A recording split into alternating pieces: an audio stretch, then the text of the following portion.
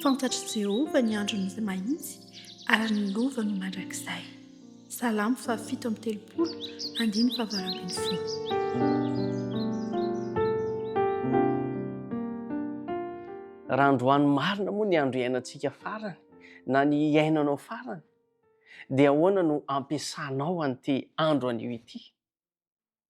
Izany fanontaniana izany dia matetika miverimberina ao an-tsain'ny olona, indrindra rehefa lasa lavitra amin'ny fieritreretana no aviny iny izy, ho avy ara-panahy izany. Matetika isika raha lasaina bavy malala no mihevitra fa mbola manana fotoana be dia be manoloana antsika, nefany ny fotoana izay omenantsika tsirairay dia sarobidy avokoa eo mason'Andriamanitra, ary isika dia voalaza mandrakariva hoe tsy tompony hampitso, ary indraindray lasa manao mihitsy hoe raha hampitso aho mbola hivavaka bebe kokoa, hibebaka mihitsy ara-pitso, raha hampitso aho mbola hiavana amin'ny olona, mangatakandro zany isika. Tadio fa ny fangatanandro io ilay voalazan'ny teny Frantsay hoe procrastination, dia manimba antsika eo. Fa ny fantatr'Andriamanitra ny tokony ataontsika dia ny anio, satria io no fotoana omen'Andriamanitra aisy ianao. Indraindray ihany koa isika dia mbola milaza hoe raha hampitso aho vao hanolo tena bebe kokoa an'Andriamanitra, fa aleo aloha hanao an'ity zavatra anankiray ity, kanefa izany zavatra izany dia tena fahotana eo anatrehan'Andriamanitra ary sakana ho amin'ny fahombiazana izany. Ry namako, ny zavatra azo antoka dia izao: ny andro anio, io no nomen'Andriamanitra isy anao, io no nomen'Andriamanitra sika, izay fanomezana sarobidy avy aminy. Ry raha lasaina bavy malala, sarobidy ny andro tsiraray, satria isan'andro Andriamanitra no miasa hanovany toetrantsika.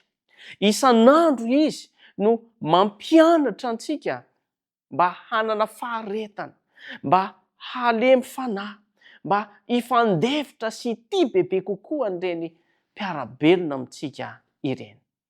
Koa ny teny izay avoaky ny vavantsika, ny fihetsika izay asehontsika, ny zavatra izay ataontsika amin'ny fotoana ivelomantsika amin'izao anio izao, dia aoka mba ho fitahiana ho an'ny hafa, mba ho hitondra fifaliana ho an'ny hafa, hitondra fanantenana ho an'ny hafa, ary indrindrandrindra mba hitondra voninahitra ho an'Andriamanitra.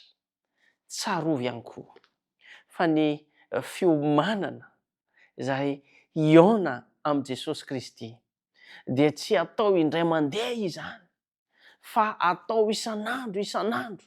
Raha mivavaka amin'Andriamanitra isika dia mila mino azy amin'ny fontsika manontolo, ary rehefa mihavana amin'Andriamanitra ihany koa isika amin'ny fotoana iainantsika dia mila miaina amin'ny finoana sy ny vavaka ary ny fanoloran-tena tanteraka. Koa ny anio izay omen'Andriamanitra anao dia ampiasao izany mba ho voninahitr'Andriamanitra, dia aoka isika ho vonina mba hiavana amin'Andriamanitra isan'andro, sy amin'ireo mpiara-belona amintsika ireo, ary mba ho vonina ny amin'ny fiavian'i Jesosy Kristy izay tsy ho ela intsony. Naroviana izany, naroviana.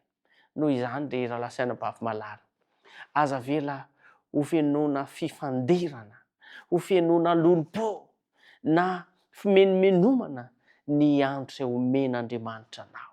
Ankasitrao ny fitondran'Andriamanitra anao, ampiasao ny fotoana omen'Andriamanitra anao mba hanehoana fitiavana, hanaovana maro samihafa, hamakiana ny tenin'Andriamanitra, mba hihavanana amin'ireo mpiara-belona amintsika. Mety fianakaviantsika io, mety namantsika io, mety ny ao an-tokantranontsika io. Rehefa mpiara-belona amintsika dia mila maneho fahalemem-panahy isika, mila mihavana amin'izy ireny isan'andro isika, ary ao anatin'izay ihany koa dia tokony hanantona bebe kokoa amin'Andriamanitra isan'andro san'andro. Endra mbola velona mihitsy aza isika. Ry havana malala ao amin'ny tompo, tsy atsika ny ampitso, tsy anao ny ampitso, fa nomen'Andriamanitra atsika dia ny anio. Koa aza miandrina ampitso vao an'olo tena amin'Andriamanitra.